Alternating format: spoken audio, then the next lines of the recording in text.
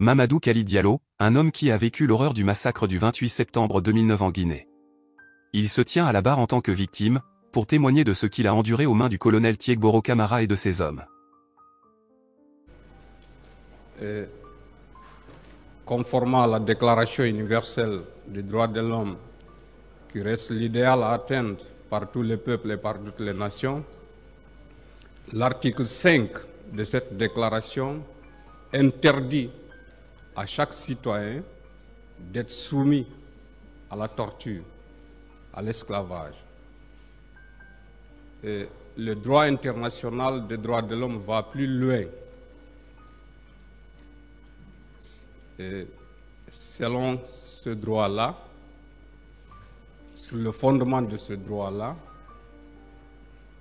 tous les pactes ou les instruments universels qui régissent ce pacte, tels qu'entre autres la Convention internationale contre la torture, des traitements inhumains ou dégradants, et le droit relatif aux enfants, ainsi de toutes les discriminations, je vais m'arrêter là, et la violation, toute violation de ce droit-là pourrait être même constitutif de crimes contre l'humanité.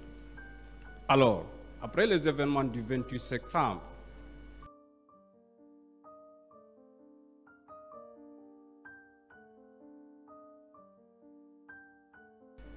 nous, un groupe de jeunes, épris de paix, de liberté et de justice, soucieux du climat qui régnait après les événements tragiques du 28 septembre, nous avions pris l'initiative sur nous-mêmes, à travers une déclaration que nous avions rendue, à travers le respect de toutes les formalités y afférentes, d'entamer une grève de la faim de 5 jours pour effectivement appeler aux acteurs sociopolitiques à un cadre de dialogue inclusif et sincère.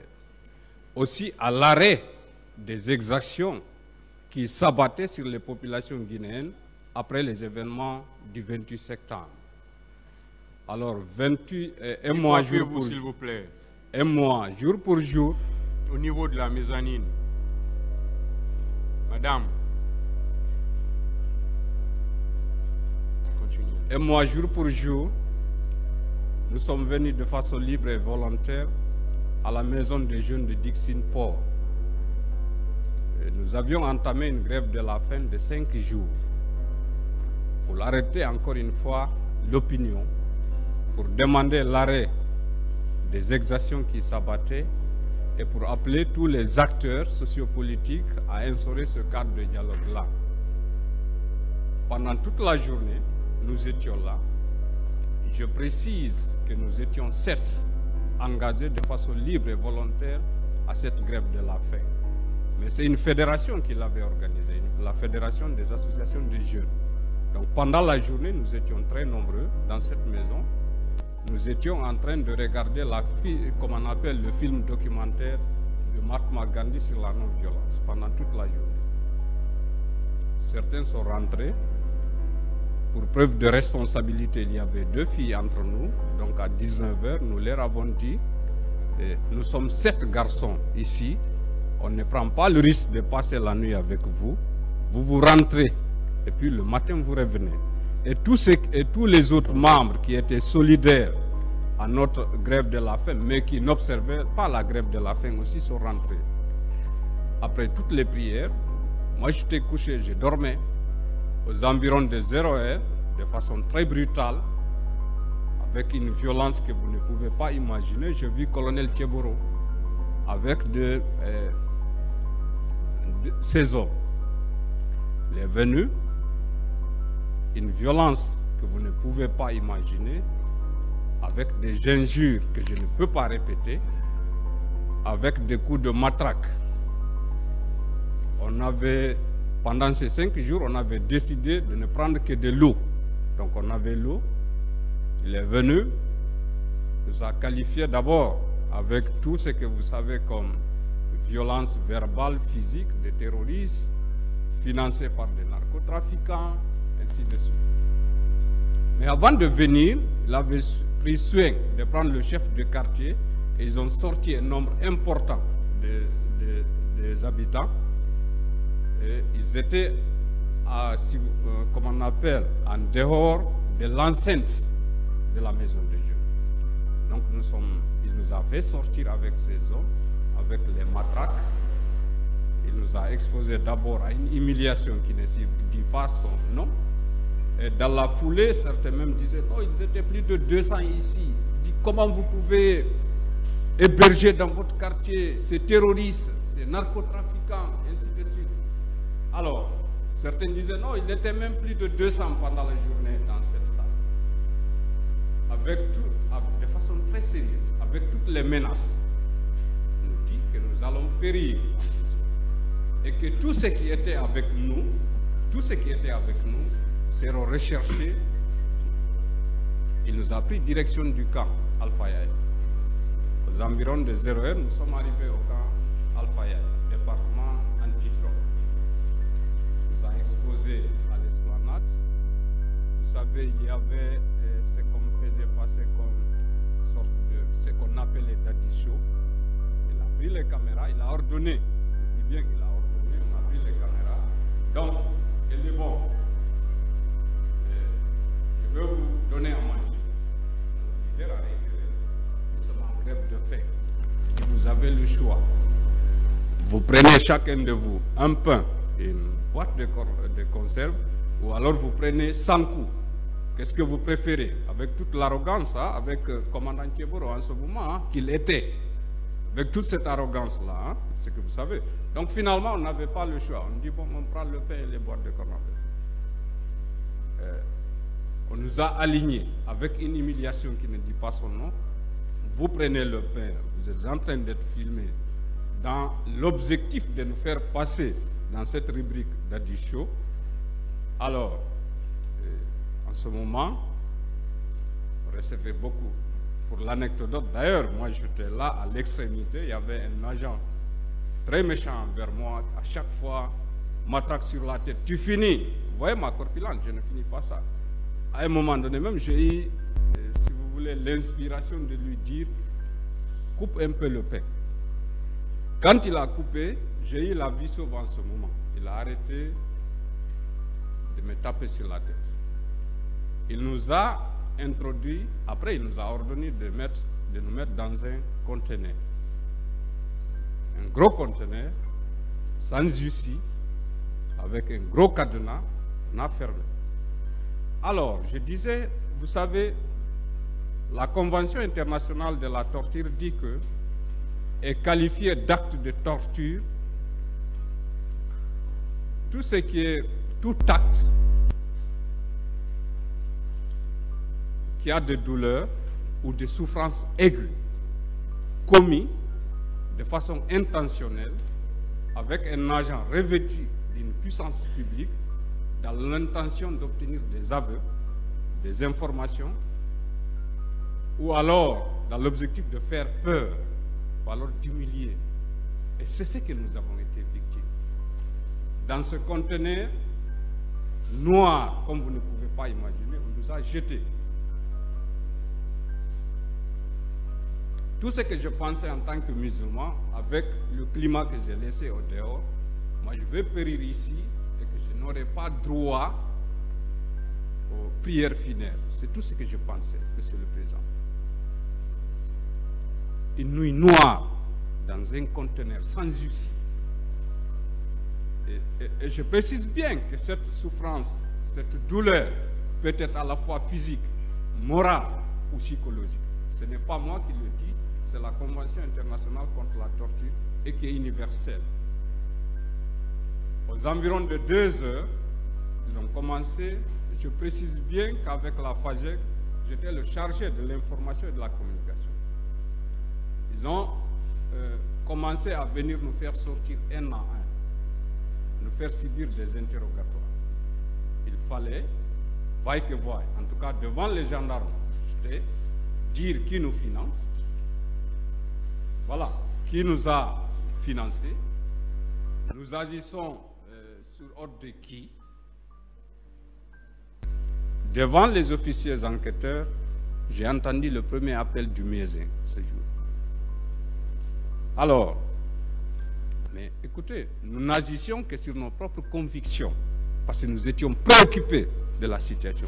Et nous voulions que la paix règne, pour ne pas que le pays bascule à la violence. Je précise que je prône la lutte non violente, à l'image de Mahatma Gandhi et tant d'autres. Donc nous ne faisons que la promotion de la lutte non violente. Donc nous étions convaincus de ce que nous faisions. Et nous ne faisions pas sous ordre de quelqu'un. Mais plutôt, nous n'étions pas d'accord de ce qui s'est passé. Avec tous ces crimes commis, la chasse aux sorciers, les exactions, nous pensions que ce n'était pas normal pour nous, Guinéens. Alors, on nous a ramenés, dans le conteneur. Aux environs de 7h, 9h, moi personnellement, on m'a ressorti encore. On m'a envoyé dans une cellule où il y avait des narcotrafiquants présumés. C'est là que j'ai profité. Je rends encore une fois un hommage mérité, appuyé à l'OGDH. C'est là que j'ai profité, d'abord en me déshabillant dans une cellule climatisée. On m'a introduit là et j'ai profité, j'ai vu un narcotrafiquant présumé. Lui, il avait le téléphone parce qu'entre-temps, nous, on avait tout pris. Bastonnade, tout ce qui était précieux, on avait tout pris. Je lui ai dit de m'aider à faire passer un coup de fil. Il dit non, écoute, je n'ai pas d'argent ici. Je dis, le monsieur que je vais appeler, je vais lui demander de l'argent. Et il va m'emmener de l'argent. Et moi, je n'ai besoin qu'un seul coup de fil. Il dit ok. Il m'a envoyé de l'argent. Il m'a passé son téléphone.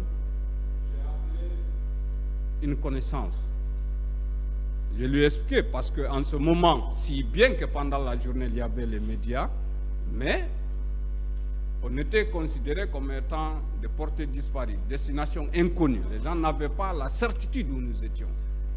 Donc j'ai appelé l'OGDH. Le docteur Thierno Madjusso, son numéro ne passait pas. J'ai un de ses vice-présidents, dont j'étais pour le moment le nom, il m'a dit, donne-moi les noms. J'ai donné les noms. Quelques heures après, il y a eu, disons, le communiqué de la rencontre africaine des droits de l'homme. Il y a eu FIDH, Genève, gouvernement français. Vers les 15 heures, je crois, colonel Thieboro a compris que ce n'étaient pas des anodins qui étaient là. Donc il est revenu, il a ordonné de nous amener au niveau de Chéas de Donka. Nous sommes venus. En ce moment, lui, il n'était pas là. Mais ces hommes nous ont envoyés, exposés au soleil, obligation faite de regarder le soleil, avec, je ne sais pas, on était comme de parias. C'est-à-dire que c'est comme si ce n'était pas une simple grève de faim. Une humiliation totale.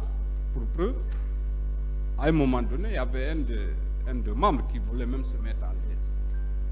Il y a un gendarme qui lui a dit, écoute, vous avez dit que vous êtes en grève de la faim, donc tout le corps doit s'abstenir. Donc tout le corps.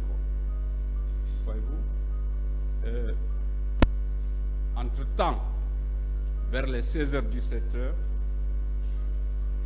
il y a eu l'arrivée de la coordination régionale forestière. Il y a eu l'arrivée du colonel Jacques Touré. Je crois qu'il est mort. Je lui rends un hommage mérité. Un officier républicain qui était en ce moment, si j'ai bonne mémoire, le chargé de questions de défense auprès du Premier ministre. Difficilement, en tant que colonel, il a obtenu des hommes du colonel Thieboro de nous laisser s'asseoir. Difficilement. Les ordres qu'il nous donnait n'étaient pas signés par les hommes du colonel Thieboro. Il a fallu l'arrivée de M. Koutoubou Sano pour dire que il a réussi à chasser tous les hommes du colonel Thieboro qui étaient avec nous en ce moment. Il nous a demandé des explications, les motifs de notre grève de la faim. Quand on lui a expliqué, il dit, écoutez, au nom du gouvernement, je présente les excuses. Ça n'allait pas la peine que vous subissiez de tels actes. Alors, finalement, vers les 22 heures, a invités pour dire que tout ça se passe bien. Il nous a invités à dîner. Il y avait un hôtel, un restaurant tout au pied du pont, 8 novembre. Quand vous venez, côté gauche. Pendant que nous prenions le manger, il dit, bon, à un moment donné, je lui ai entendu dire, oui, présent, oui, présent. Après, il dit, bon, écoutez, le capitaine Dadis nous demande au camp. Donc, on a fini. Il nous a pris, il avait 2 véhicules, il nous a mis tous dans ces 2 véhicules-là, on est parti au camp. 1h, 2h, nous étions dans une salle d'attente. Il est parti voir le capitaine Dadis selon ce qu'il nous avait dit. Après 1h30, 2h, il est revenu nous trouver dire, bon, écoutez, compte tenu de la situation sécuritaire, on va rentrer. Je pense qu'il est très occupé. Et puis, quand il me fera signe, je vous appellerai. C'est ainsi que nous sommes revenus. Mais j'ai envie de vous dire que tout ce qui est afférent, tout ce qui est constitutif d'actes de torture, le colonel Tcheboro a réussi à l'infliger. Parce que vous savez, la peur, certains de nos amis, quand on s'est séparés en ce moment-là, ils n'ont jamais osé revenir au sein de l'organisation. Tellement qu'ils avaient peur. Et ce n'était pas s'arrêter à nous, il faut le dire. Parce que le lendemain aussi, il a continué ce qu'il avait promis la veille, le ratissage. Effectivement, quand on était à Donka, le monsieur qui avait servi de photographe pendant toute la journée, ses services nous l'ont présenté au CHU Donka. Et quand nous étions au département antidrogue le lendemain, par exemple, quand vous voyez les communiqués ici, je vais vous lire, quand vous voyez le Sekou Bamba n'était pas avec nous la nuit, mais c'est la journée, donc le 29, qu'on est parti, ces éléments sont partis, le rechercher dans les quartiers, l'arrêter et envoyer devant. Donc voilà un peu... Il parle de tortures inhumaines, de violences insoutenables et d'humiliations inimaginables.